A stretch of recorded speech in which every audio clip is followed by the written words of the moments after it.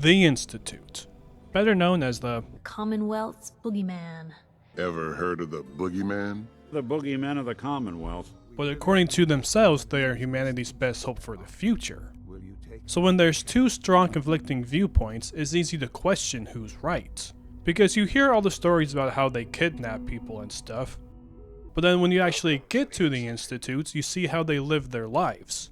With running water and clean food and access to legit medical care. And gorillas.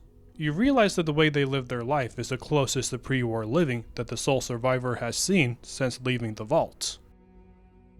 It's a taste of normalcy. So it's only natural that you would feel some inner conflict and wonder if the ends justify the means. And you can't help but ask yourself, the Institute, are they really that bad? Now, I'll admit on my first couple playthroughs, I totally didn't think the Institute was that bad. I thought, yeah, it makes sense, the Institute is clean and comfortable, they're doing good research like hydroponics, life is easy underground where people aren't always trying to kill you. But what's easy isn't always what's right. Because eventually I started to actually listen to people instead of living in my own world. Like how aside from just replacing people with sense to do the Institute's bidding, the Institute would also just straight up slaughter entire settlements as well. But don't just take my word for it.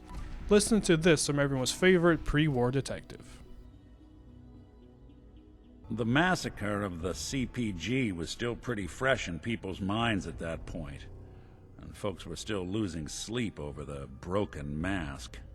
Broken mask? This was long before I'd moved to town, but apparently some gentleman type shows up in Diamond City, heads down to Power Noodles. Guess he didn't like the food because he pulled his pistol and opened fire on the folks enjoying theirs. When security finally put enough holes in him to drop him, they say he was full of servos and sprockets, just like yours truly.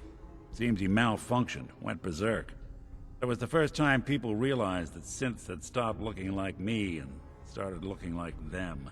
Massacre of the CPG? What's that? The Commonwealth Provisional Government. Years back, a group of settlements tried to get together and form a coalition.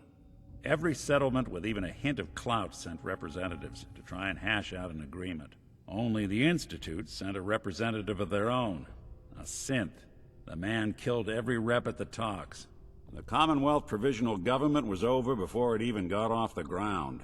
So with the broken mask debacle, we could give them the benefit of the doubt and just chalk that up as an oopsie. Granted, it was a really big oopsie. The massacre of the CPG, who's to say what really happened? Everything we know about it is secondhand information with a strong bias against the Institute. Did everything get heated and everyone just shot each other like it was the Old West? Did the synth view the arguing as failure and concluded that the only solution is to shoot up the place? Which in itself would be a failure on the Institute's part as well, because there's no way that creating a mind whose only solution to an argument is to kill everyone was what they had in mind. Unless. Because then there's the tragedy of University Point. You can learn all about what happened here through holotapes and computer terminals, but the spark note is that the residents of University Point discovered some technical data about fusion reactors, and the Institute wanted that information for themselves. And Fowler didn't have a mommy or daddy around to teach him about sharing, because what he did instead was send someone by the name of Kellogg to get that info for the Institute. And if they didn't get what they wanted, then they were gonna... Anyone? That's right, kill everyone. Which they ended up doing because there was some inner conflict going on within the people of University Point, so they didn't get the Institute what they wanted. So the fact that on two separate occasions the Institute chose violence over just talking to people makes me think that the Institute might actually be that bad. That or it just reflects on the social skills the nerdy scientists actually have. Rosalind. Sleep is such a waste of time. I'd rather be designing more efficient plasma emitters. Not to mention that the Institute did FEV experiments on either kidnapped wastelanders or on their own people as punishment for minor infractions. The best example of this is Swan, who has a journal in his shack at Swan's Pond that tells you about what happened to him. Spoiler alert, he stole cigarettes so they fucked him up. And then lastly, there's what the Institute is best known for.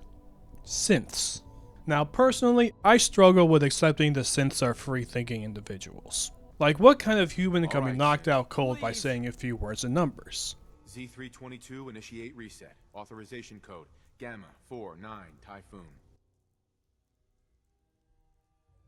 But then again, I could be knocked out cold by standing up too fast after not drinking enough water on a hot day, so that kind of deflates that argument. Synths are mass-produced in a lab by machines and they're made to do specific things. So I guess by that definition they would be tools. But if that's the intention, then why go as far as to give them consciousness? It's like Jeff Goldblum said. Yeah, but your scientists were so preoccupied with whether or not they could that they didn't stop to think if they should. So if the Institute truly created free-thinking beings, then they have the inherent responsibility to respect that. Which they don't. People are just another resource to them. Because their goal isn't to replace all of mankind with synths.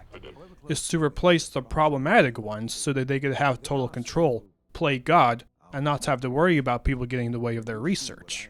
But like, if they're doing all this research and science for the betterment of mankind, then what's the point if they've given up on the surface where the rest of mankind is, and view them as inferior? Which brings me to my next point. Joining the Institute is wild because you essentially become the very thing that you swore to destroy. It was said that you would destroy The Institute. not join them! Kellogg was a weapon used by Father to eradicate people that didn't give him what he wanted. When you join the Institute, you just become the new Kellogg. Father uses you to do his dirty work again, most notably in the form of eradicating the Railroad. No, I never really agreed with the Railroad, but I've never thought that they deserve to be taken out like that, you know what I'm saying? You know I'm so The only difference between you and Kellogg at that point is nepotism, really.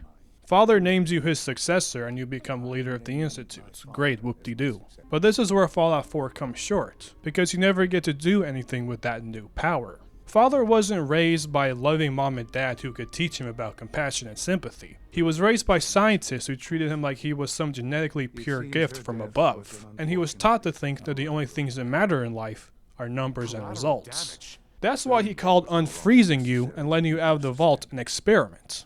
A vault where he could have refroze all the other vault dwellers, but didn't and let them die, because then there would be too many unknown variables, or loose ends, as Kellogg put it. The man has less of a heart than the synths he creates. But the best thing he does is put the Sole Survivor in charge, because I like to think that the Sole Survivor would share some of the Institute's resources with the people on the surface, like the clean water, or the power, or some medical care that doesn't come from a guy named Doc Crocker. I'm just saying it would have been nice to do some good with the power the Father gives us, and try to bring some humanity back into the Commonwealth, and thus try to redeem yourself and the Institute a bit. So with all that being said, is the Institute really that bad? Ultimately, that decision depends on your personal moral compass and your beliefs. But if you ask me, yeah, they're pretty bad. Their floors might be clean, but their hands are just absolutely filthy with blood. They had the potential to do good and leave a real positive impact on the world, if Todd Howard let us, so really it's all his fault. So anyway, let me know if you think there's anyone else that I should look into to see if they were really that bad or not. But in the meantime, thank you and take care.